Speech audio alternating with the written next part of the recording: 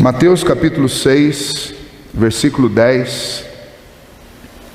Vamos ler todos juntos? É parte desta oração que nós conhecemos bem e eu gostaria de usá-la nesse momento para encerrarmos este assunto, exatamente com o 7º item das nossas orações. Pode baixar ainda, está muito alto. Leiamos juntos.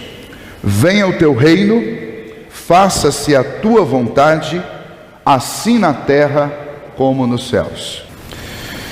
Nós falamos bastante sobre oração e nós começamos falando que, com base lá em Jeremias 29:13, nós começamos falando que a oração ela tem que ser feita de coração, e se ela for feita de coração, ela será ouvida pelo Senhor, pois é isso que Deus diz ao povo de Israel através de Jeremias. E aí nós tentamos descrever nestas semanas o que é uma oração de coração, e aí nós citamos que esta oração de coração, que é verdadeira, ela é feita em primeiro lugar com sinceridade, ela é feita também com consciência, ou seja, um conhecimento bem aferido a respeito de nós mesmos e a respeito do Senhor e da sua vontade. Nós falamos também que esta oração ela deve ser composta de afetos profundos. É o lugar onde eu abro o coração de verdade, é onde eu mostro o que está internamente acontecendo na minha vida, o que eu estou sentindo. Não existe oração sem afeto, assim como não existe também sem consciência, sem razão, mas não existe sem afeto. Sem afeto não passa de uma reza, não passa de uma repetição de palavras que eu acabei aprendendo ao longo dos anos, vivendo no meio da igreja, entre religiosos. Mas os afetos é que tornam a oração diferente. Nós gostamos de ler os salmos. Talvez dentro da Bíblia os textos mais lidos sejam exatamente os salmos. E por que eles são lidos e nós gostamos deles? Porque eles demonstram afetuosidade. Davi fazia isso de forma muito excelente, mas Moisés fez isso e os outros salmistas também fizeram ao escrever, ao compor suas poesias e suas orações e suas músicas ao Senhor. Trazem afeto, e a nossa oração também deve ter uma boa dose de afetuosidade. As nossas orações, elas devem ser feitas no poder do Espírito Santo de Deus. Eu não posso pedir nada a Deus se não for através do Espírito dele que habita em mim. Eu não tenho em mim mesmo a condição de fazer ou de apresentar diante de Deus as minhas orações se eu não estiver auxiliado pelo próprio Espírito do Senhor. Além disso, quando eu pedir, eu devo ter um conhecimento bíblico a respeito das promessas de Deus para pedir aquilo que Deus prometeu. Caso contrário, eu não receberei.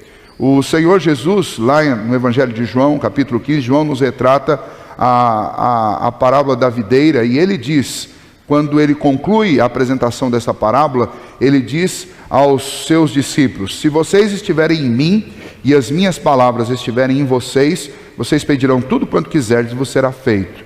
Mas o que está por trás dessa petição que vai ser sempre atendida? Está por trás uma consciência plena daquilo que Deus quer para a minha vida. Então, quando eu oro, eu não vou pedir coisas para o meu bel prazer. Eu não vou pedir aquilo que não vai glorificar o nome de Deus. Eu vou pedir aquilo que está prometido para mim na palavra de Deus, que está apresentado como alvo, objetivo de Deus na minha vida.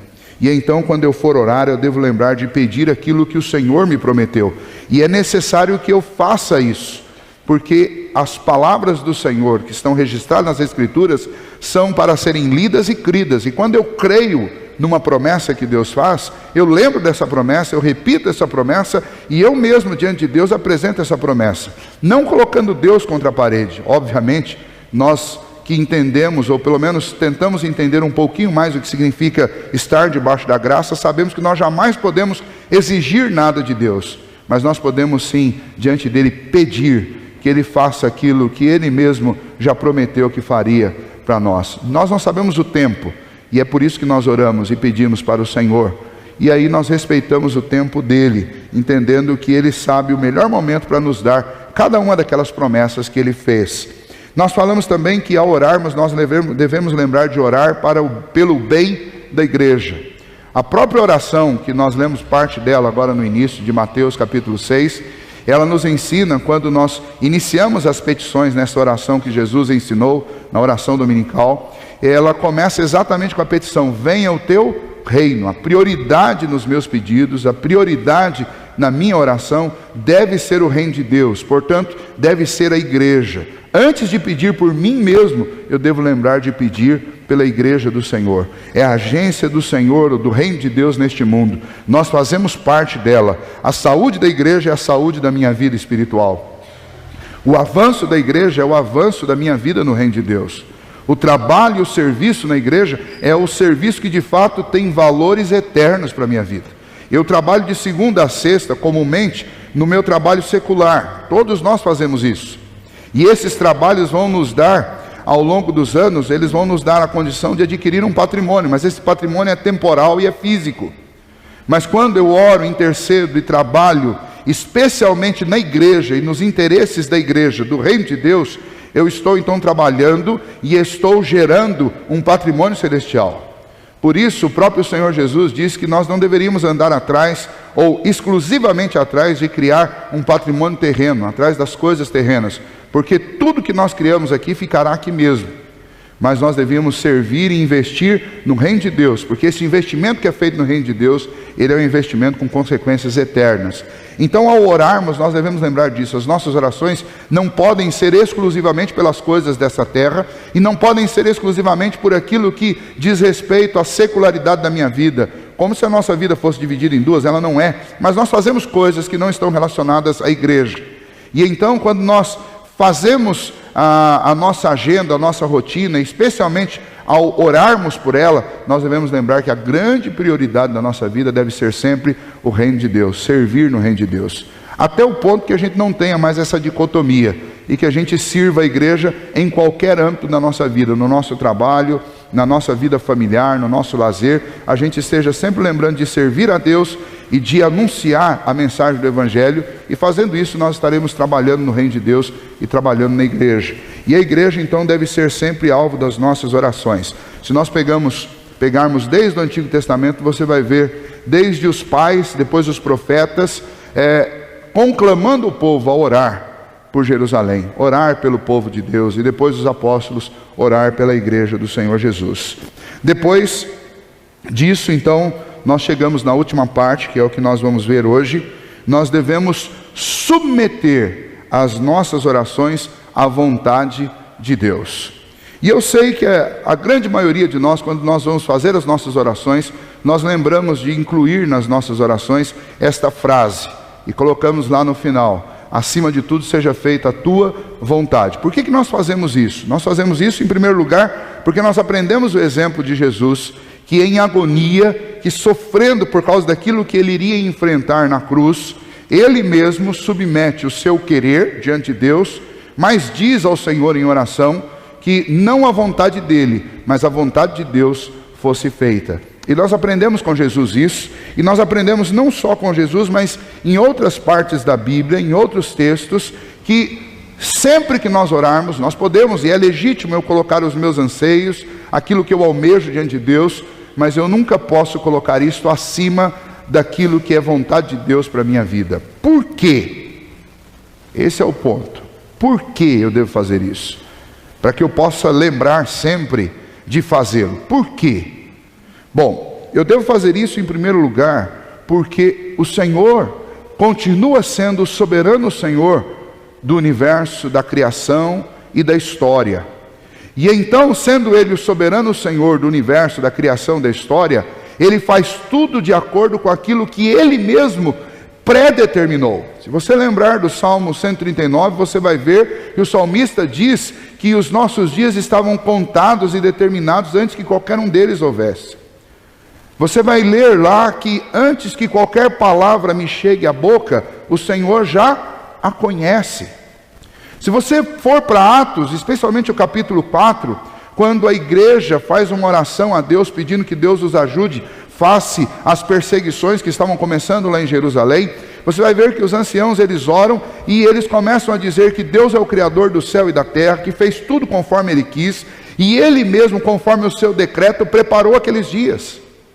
E eles vão concluir dizendo que naqueles dias foram levantados Pilatos e foram levantados Herodes e gente de Israel para fazer com Jesus Cristo, com o santo servo de Deus, tudo quanto a mão do Senhor pré-determinou. Então, tanto nos autores do Antigo Testamento, quanto nos autores do Novo Testamento, quanto na igreja do Novo Testamento e no próprio Senhor Jesus, está uma consciência absolutamente tranquila e convicta de que nada no universo acontece à parte ou fora do controle absoluto de Deus. Então, no final das contas, tudo acontece de conformidade com aquilo que o próprio Deus escreveu e decretou acontecer.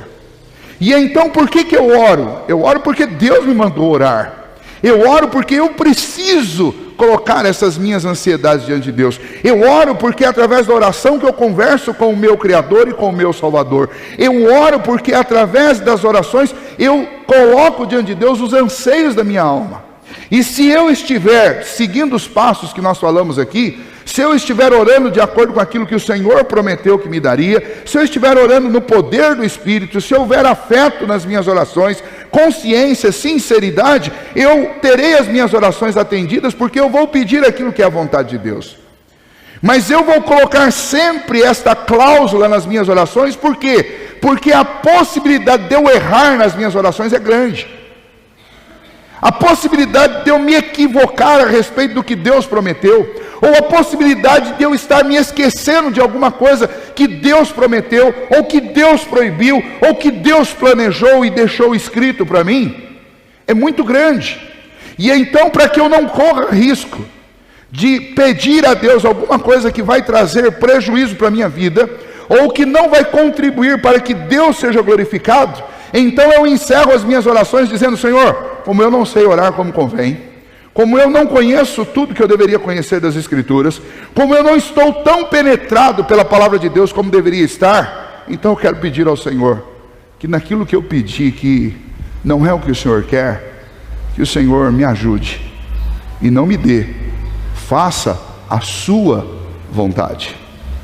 É por isso que eu coloco esta cláusula nas minhas orações, e é por isso que nós devemos colocar, porque nós não sabemos pedir como convém. E é possível que, se Deus, como Calvino disse, é algo muito perigoso orar, porque se Deus fosse atender todas as nossas orações, possivelmente nós não estaríamos aqui, porque muitas vezes nós pedimos coisas que, se Deus nos desse, elas nos afastariam de Deus. E então é importante que eu entenda que submeter as minhas orações, os meus anseios à vontade de Deus é imprescindível dentro da oração. Eu não posso terminar a oração sem fazer isso. É óbvio, nós cremos e entendemos isso, que tudo está debaixo do governo de Deus. Mas é exatamente por entender, e isso é tão óbvio, que eu vou humilhar a minha vontade sob a vontade de Deus, até naquilo que eu falo. E é interessante porque, se eu não consigo fazer isso nem nas minhas orações, dificilmente eu não vou fazer na vida e na prática. E esse é o segundo argumento do porquê que eu devo submeter as minhas orações e incluir esta cláusula nelas a respeito da vontade de Deus. Porque se nem nas minhas orações eu conseguir entender que melhor é a vontade de Deus do que a minha, na hora que eu for para a vida prática, na hora que eu for para o meu dia a dia, eu também não vou estar muito interessado em saber o que Deus quer e o que Deus espera da minha vida. E então eu devo começar a treinar o meu espírito e o meu coração a respeito da submissão à vontade de Deus em casa, nas minhas orações, para que quando eu saia dali, eu lembre disso, e saiba que não é o meu querer, não é a minha vontade, não é o meu jeito humano, carnal de proceder, que deve vigorar na minha vida, mas é aquilo que eu entendo e conheço como sendo a vontade de Deus.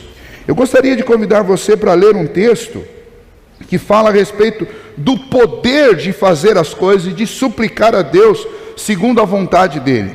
A epístola de 1 João, capítulo 5, versículos 14 e 15, nos fala um pouquinho sobre isso. Eu quero ler esses dois versículos para você. 1 João 5, versículos 14 e 15, diz: e esta é a confiança que temos para com Ele, que se pedirmos alguma coisa segundo a sua vontade, Ele nos ouve. E se sabemos que Ele nos ouve, quanto ao que lhe pedimos, estamos certos de que obtemos os pedidos que lhe temos feito. Ou seja, João está dizendo, é uma segurança, e é algo que deveria estar de contínuo sendo ou acontecendo na nossa vida. Clamar ao Senhor e suplicar ao Senhor coisas que sejam segundo a vontade de Deus.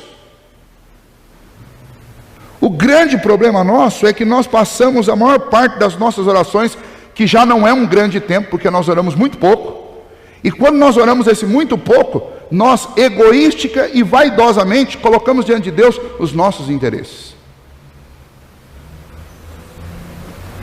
Certo autor disse que as orações na realidade deveriam ser períodos de silêncio, em que a gente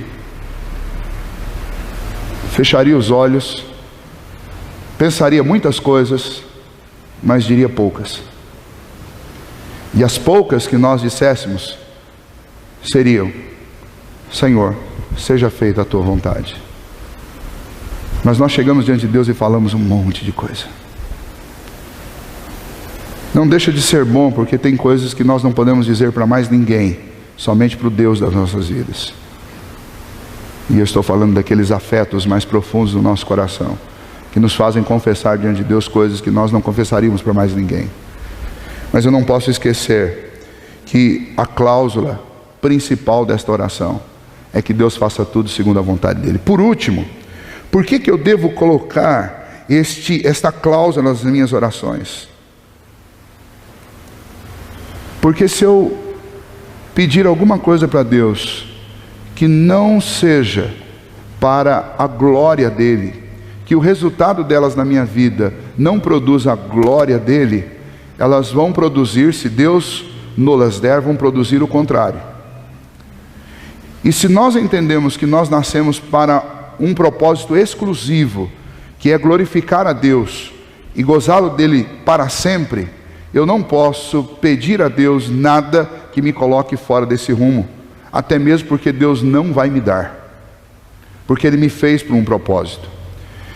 Por que isso é importante? É importante porque nós temos uma grande dificuldade de impregnar na nossa mente que o grande propósito da nossa vida não é sermos felizes.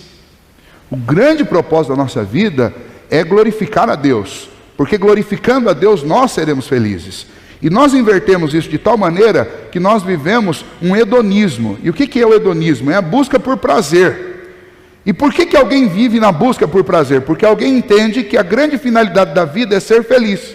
E quando eu entendo isso, Deus não pode ficar no meu caminho. Por quê? Porque se Deus for um obstáculo para que eu seja feliz, eu vou ter que tirar Deus do caminho, ou tentar fazer isso. E então, quando eu vou orar, eu preciso pedir sempre a Deus, que conhece o propósito da minha vida, que sabe para que eu fui feito. Eu preciso pedir sempre a Deus para que Deus me ajude, para que eu não fuja do foco, para que eu não fuja do objetivo, da meta da minha vida. O meu coração, a minha carne, cada célula do meu corpo trabalham em função de perverter, de corromper e de distorcer o plano original de Deus. Deus traçou um plano de voo para mim e para você. Mas toda a minha carne, cada célula do meu corpo, querem transgredir esse plano. E não pense que quando nós oramos, estas células, estes neurônios que querem se rebelar contra Deus, eles ficam dormentes. Não ficam. Então, quando eu estou orando, eu posso ser tentado por Satanás, eu posso ser tentado pela minha própria carne, a pedir diante de Deus coisas que Deus não quer para a minha vida. E aí isso é uma grande cilada. Por quê? Porque Deus não vai te atender. E aí Deus não vai te atender, e estas mesmas células vão dizer dentro do seu coração, dentro do seu cérebro, e elas vão notificar isso a cada parte do seu corpo: Ele não está nem aí para vocês. Eu já atendi gente, já aconselhei gente que disse assim: pastor, parece que Deus não me ama, porque tudo que eu peço para Deus, Deus não responde. Eu só tenho não. Eu não lembro, desde o dia que eu nasci, eu não lembro uma vez que eu ouvi um sim de Deus.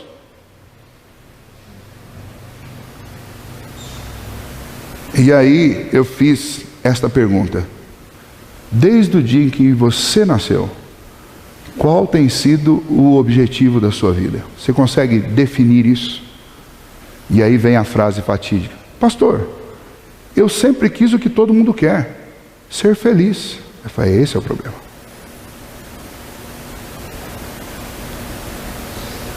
É isso que cada parte do meu corpo me notifica a cada segundo. E é isso que qualquer ambiente nessa sociedade corrompida que nós vivemos vai dizer para você. Mas deixa eu dizer, e aí o detalhe é que todo mundo vai falar: mas isso é lícito, mas não como objetivo principal. O objetivo principal: nós somos feitos, nós somos criados, nós não somos autônomos, nós não viemos espontaneamente à existência, nós somos criados. E assim como vocês que criam muitas coisas e criam para o seu deleite, Deus também nos criou para o deleite dele. Eu preciso entender o meu lugar neste universo. E o meu lugar não é lugar de autonomia, não é o lugar de comando. O meu lugar dentro deste universo é o lugar de serviço, é o lugar de adoração. Eu fui criado para a glória de Deus. E eu só serei feliz se eu viver para aquilo para o qual eu fui criado. Então, quando eu estou orando, eu preciso dizer: Senhor, seja feita a tua vontade, não a minha. Porque a prioridade da minha vida não é fazer o que eu quero, mas é fazer aquilo que o meu Criador quer. Se você entender isso, você vai viver mais tranquilo, menos ansioso e muito mais feliz.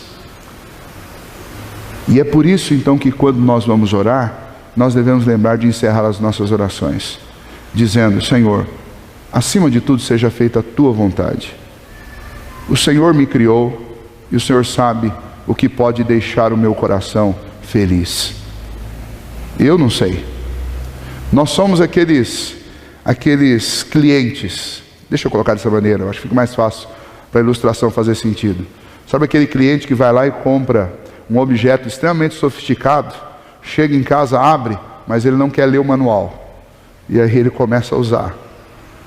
E alguns queimam, estragam, quebram.